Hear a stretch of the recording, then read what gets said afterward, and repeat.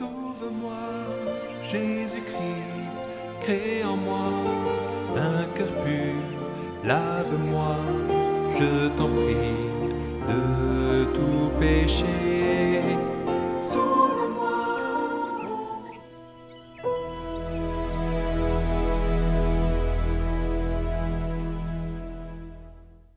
Lecture du 2e livre de Samuel. En ces jours-là, le Seigneur envoya vers David le prophète Nathan, qui alla le trouver et lui dit : Dans une même ville, il y avait 2 hommes. L'un était riche, l'autre était pauvre. Le riche avait des moutons et des bœufs en très grand nombre. Le pauvre n'avait rien qu'une brebis, une toute petite, qu'il avait achetée. Il la nourrissait et elle grandissait chez lui au milieu de ses fils. Elle mangeait de son pain, buvait de sa coupe. Elle dormait dans ses bras. Elle était comme sa fille. Un voyageur arriva chez l'homme riche. Pour préparer le repas de son hôte, celui-ci épargna ses moutons et ses bœufs. Il alla prendre la brebis du pauvre et la prépara pour l'homme qui était arrivé chez lui. Alors David s'enflamma d'une grande colère contre cet homme et dit à Nathan : Par le Seigneur vivant, l'homme qui a fait cela mérite la mort. Et il remboursera la brebis au quadruple pour avoir commis une telle action et n'avoir pas épargné le pauvre. Alors Nathan dit à David : Cet homme, c'est toi. Ainsi parle le Seigneur Dieu d'Israël. Désormais, l'épée ne s'écartera plus jamais de ta maison, parce que tu m'as méprisé, et que tu as pris la femme d'Urias le Hittite, pour qu'elle devienne ta femme. Ainsi parle le Seigneur : De ta propre maison, je ferai surgir contre toi le malheur. Je t'enlèverai tes femmes sous tes yeux, et je les donnerai à l'un de tes proches, qui les prendra sous les yeux du soleil. Toi, tu as agi en cachette, mais moi, j'agirai à la face de tout Israël et à la face du soleil. David dit à Nathan : J'ai péché contre le Seigneur. Nathan lui répondit : Le Seigneur a passé sur ton péché, tu ne mourras pas. Cependant, parce que tu as bafoué le Seigneur, le fils que tu viens d'avoir mourra. Et Nathan retourna chez lui. Le Seigneur frappa chez l'enfant que la femme d'Urias avait donné à David, et il tomba gravement malade. David implora Dieu pour le petit enfant. Il jeûna strictement, et quand il rentrait chez lui, il passait la nuit couché par terre. Les anciens de sa maison insistaient auprès de lui pour qu'il se relève, mais il refusa, et ne prit avec eux aucune nourriture.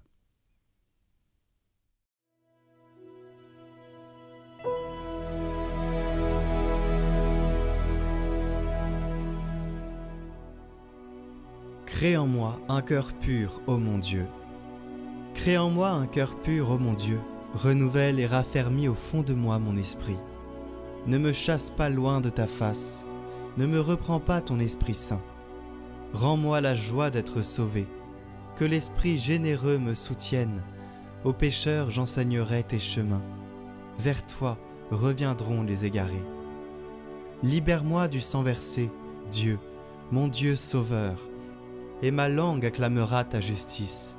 Seigneur, ouvre mes lèvres, et ma bouche annoncera ta louange.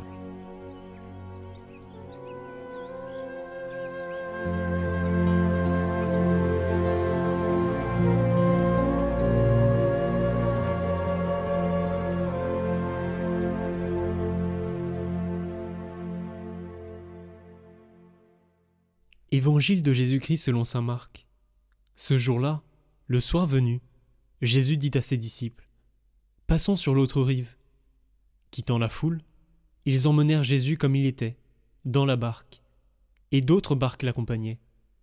Survint une violente tempête. Les vagues se jetaient sur la barque, si bien que déjà elle se remplissait. Lui dormait sur le coussin à l'arrière. Les disciples le réveillent et lui disent : « Maître, nous sommes perdus. Cela ne te fait rien ?» Réveillé, il menaça le vent et dit à la mer : « Silence, tais-toi !» Le vent tomba, et il se fit un grand calme. Jésus leur dit : « Pourquoi êtes-vous si craintifs ? N'avez-vous pas encore la foi ?» Saisis d'une grande crainte, ils se disaient entre eux : « Qui est-il donc, celui-ci, pour que même le vent et la mer lui obéissent ?»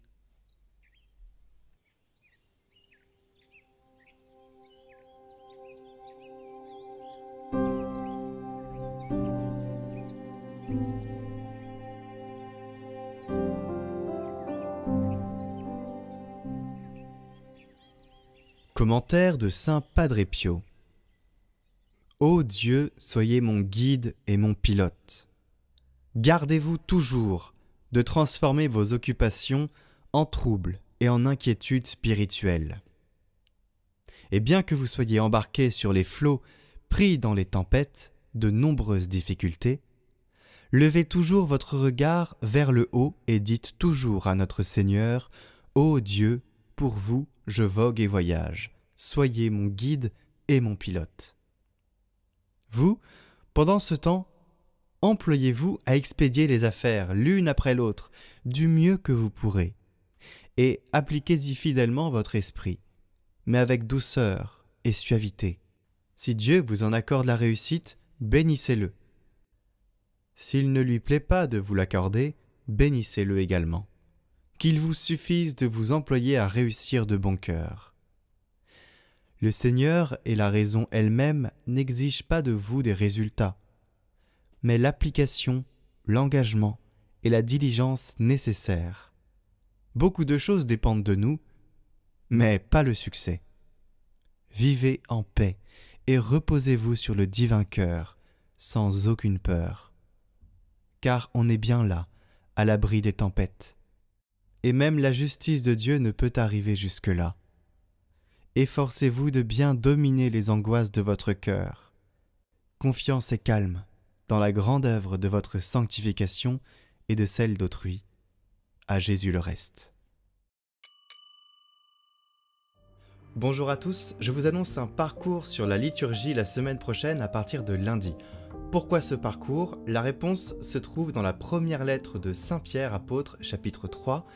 Vous devez toujours être prêt à vous expliquer devant tous ceux qui vous demandent de rendre compte de l'espérance qui est en vous, mais faites-le avec douceur et respect. Ayez une conscience droite pour faire honte à vos adversaires au moment même où ils calomnient la vie droite que vous menez dans le Christ. Vous, chrétiens, devez vous former. Pour vous encourager à cela, nous faisons un partenariat avec Théomouc, le MOOC de la formation chrétienne, pour les faire découvrir, mais aussi et surtout pour vous dire que se former, c'est important. Il s'agira donc de 5 vidéos de moins de 5 minutes, tirées d'une formation beaucoup plus complète sur leur site. Alors cette formation sera dispensée par Alexandre Guérin, diacre et cérémoniaire pontifical, rien que ça, qui va vous parler donc du monde de la sacramentalité. Donc en gros, c'est les sacrements. Les sacrements n'ont pas la même puissance, les sacrements pour faire un bon chrétien, les sacrements de l'ordre, de la pénitence, des malades, et le lien entre tous ces sacrements et la parole de Dieu, ainsi que leur ancrage dans l'Esprit Saint. Je vous le rappelle, l'évangélisation, ça passe par la formation. Alors, rendez-vous lundi prochain. Merci à Théomouc. Vous aurez les liens dans chaque vidéo pour regarder les formations qu'il propose. Elles sont toutes complètes et il y en a de plus en plus. J'en profite pour vous dire qu'il y a un parcours de carême qui arrive sur Catoglade à partir du 14 février, qui est le jour du mercredi des cendres. Ce parcours n'est pas encore bien organisé. Je vous propose de prier pour que tout se passe bien. Mais voilà, le but de ce carême, de ce parcours de carême 2024 pour Catoglade, l'axe qui a été choisi, discerné, c'est l'enseignement. Parce que, vous savez, l'enseignement, comme je viens de vous le dire, c'est hyper important. Et à la base, les 40 jours de carême, pour l'Église, c'était un moment où ceux qui allaient se faire confirmer, les catéchumènes, apprenaient la vie de Jésus pendant ces 40 jours. Ça permettait vraiment de prendre 40 jours concentrés pour apprendre et pour à la fin aller à la confirmation.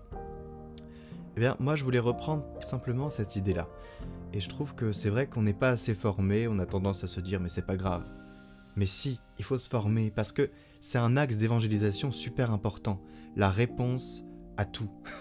Bon, pas à tout, mais à pas mal de choses. Vous savez, si on vous demande pourquoi on a besoin du baptême, est-ce que vous savez y répondre? Plus ou moins. Il y a des axes comme ça qu'il faut prendre, et toujours se former, ça permet à notre cerveau de toujours fonctionner, et puis de faire sens dans ce qu'on vit. Et donc, vous aurez un jour où vous ressortirez quelque chose parce que vous l'avez entendu, et vous vous sentirez bien parce que vous direz « Ah, voilà, ça a servi ». Donc voilà, on veut axer sur la formation, ce sera léger, hein, ce sera pas un truc lourdeau, non. On va essayer de faire ça bien, vous inquiétez pas, mais voilà, je vous propose cet axe-là pour le carême. J'en dis pas plus pour l'instant, à très bientôt. Retrouvez le chant du jour en lien en haut à droite et dans la description.